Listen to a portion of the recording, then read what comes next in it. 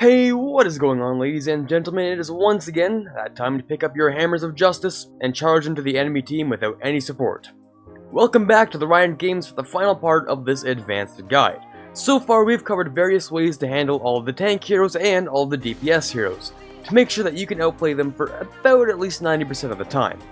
Today we're going to talk about the healers. But Quarbit, how can you make an entire video that's long enough with just the healers? Well, anonymous viewer, don't you worry about that, because we'll also be covering various things that aren't exactly hero specific, like when to charge and how to make sure you make contact into a pin, other than just infuriatingly brushing shoulders, and other things like that. But let's just get started. So, Ana, even though you're really good friends in the lore, basically exists to ruin your day. Don't underestimate this grandma, because she will make your job really hard. Sleep is actually not that hard to predict, but it's hard to react to. Most of the time, it will just hit your shield or a different teammate, assuming your shield is up for most of the time. If it manages to get you though, you're at a high risk of getting pinned by the enemy Reinhardt. Hopefully though, you have a Zarya to give you that bubble. So, Ana most of the time won't try and sleep you, she'll try and go for one of your teammates because it's just easier in every single way. However, if you're about to try and shatter, make sure that's off cooldown, and same thing goes for a charge because that can seriously ruin your day. If she anti-nades you, you're gonna have to keep your shield up and back up as fast as you can. If you have enough hit points, you can probably shield hop backwards to create more distance between you and the enemy team until the anti-nade wears off.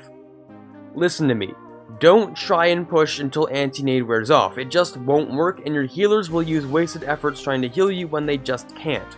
Don't do this to your healers, they don't deserve the stress. Alright, with that being said, let's move on to Brigitte.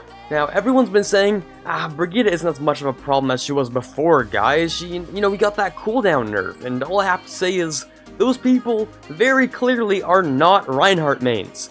I've experienced things that no other mains experience, and if you plan on seriously getting into Reind, then guess what, you're about to experience them too. The problem was never the cooldown duration, and in my opinion, increasing the cooldown is just a band-aid to cover the stab wound, but I digress. So she's gonna be a noticeable problem when you're playing Reind, and there's just no way for you to ignore her, since she won't let you. So let's do a rundown of her abilities and how each one will make you deeply sad inside.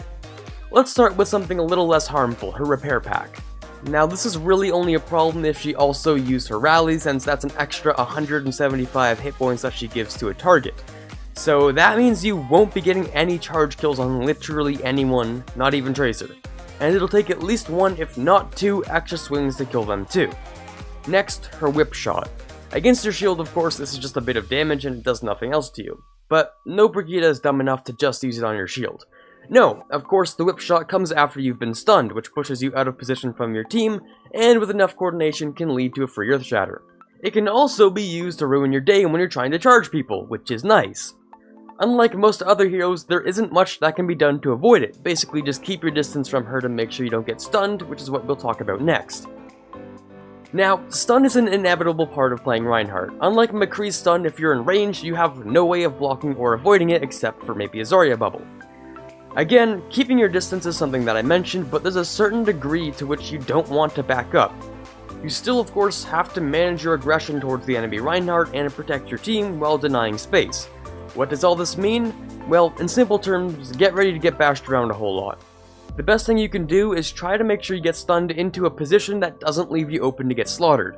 Try and stay around corners when defending chokes and you'll be in a better position to recover. And also, I know I touched on this in an earlier part, but try to make sure her bash is on cooldown when you're trying to shatter. Pushing her out of the way to find a good angle is also something you can do, it kind of helps out sometimes. Now, her rally is generally just annoying for reasons that I mentioned earlier.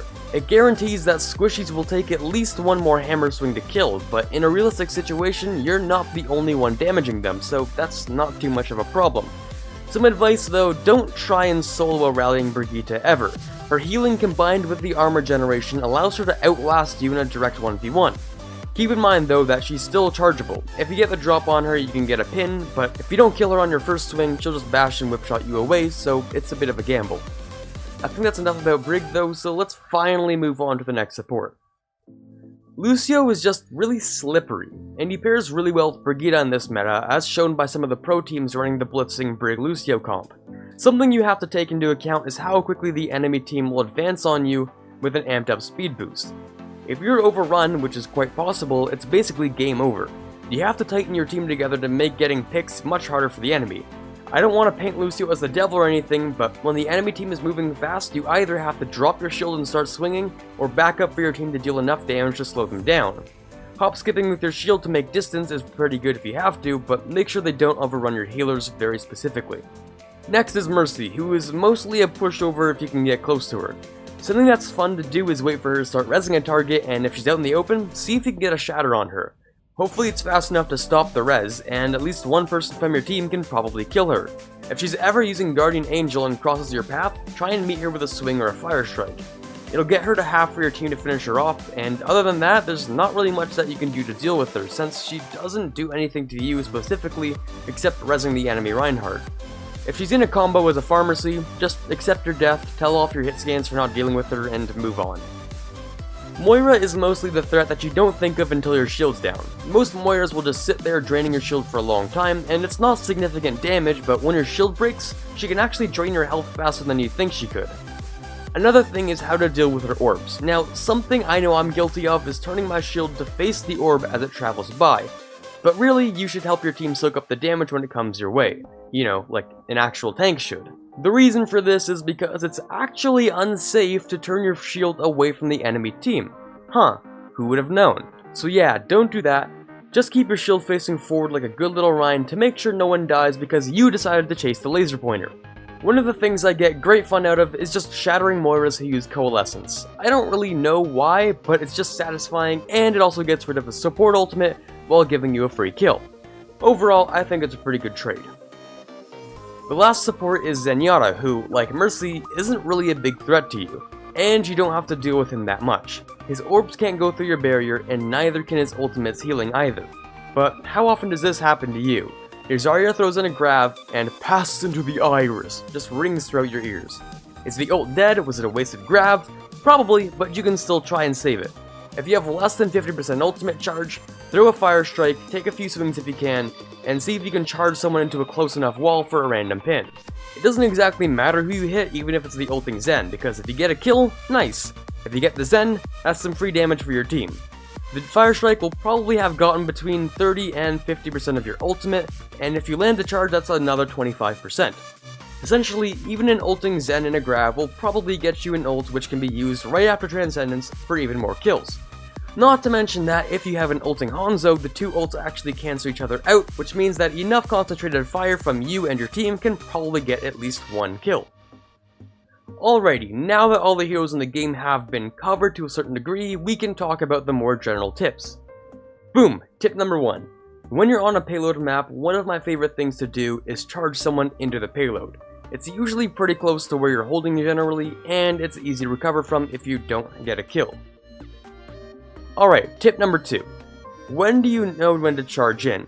How about don't? Unless your entire team somehow has a way to get to you, your entire backline is exposed and you can't protect them as much. Use it only to catch up to your team, or if you know you won't go flying off the map or into the enemy team, or if you can get a secure enough kill that your team can come and help you. Here's another thing. Swinging your mouse or your direction stick in either direction can allow it to hit other players even if the animation doesn't make it look like it. The way that it works is that it's a cone from Rein's center that exists for an amount of time in the direction that he's swinging, so it'll just be in the direction that he's facing independently from the swing animation. All that to say, swing your mouse around like an idiot and you hit more people. Sound good? And finally, here's something that I find a little bit funny. If two Reinhardts crash into each other with their charges and someone is stuck in between, it'll deal the full 300 damage. And here's kind of the interesting part. If they're both moving at the same speed, shouldn't the damage dealt actually come up as double? I mean, the force should be doubled that's acting upon the pinned target. And what happens if each Reind pinned someone before the collision? Do they both get swished and die? These are questions I guess we'll have to answer another day. Well, that's the end of our more than half an hour actually advanced Reinhardt guide. Now might not be a good time to mention, but I'm no GM Reinhardt main, but I also play a lot of Reinhardt, and I like to analyze pro Reinhardt gameplay when I go into making guides like these. Personally, I really like Clone Man, since he's one of the best Reinds and his personality is pretty funny. I'll put my most recent Reinhardt stats up on the screen because I don't want to look like I have no idea what I'm doing, because I kind of take pride in my Reinhardt personally. Well, that's it for today, ladies and gentlemen. I hope you enjoyed, and if you did, and you found this advanced guide to be super helpful, make sure to drop a like down below, as it really helps me out and helps to grow the channel. Of course, leaving a dislike is just fine as well. Either way, you obviously enjoy Overwatch as you clicked on this video for whatever reason, so why not subscribe, as I love Overwatch too, and these videos are made just about weekly. Also, make sure to turn notifications on with a click of a bell, so you can leave that first comment that you've always wanted to. This is Carter signing off, and as always, have a fantastic day.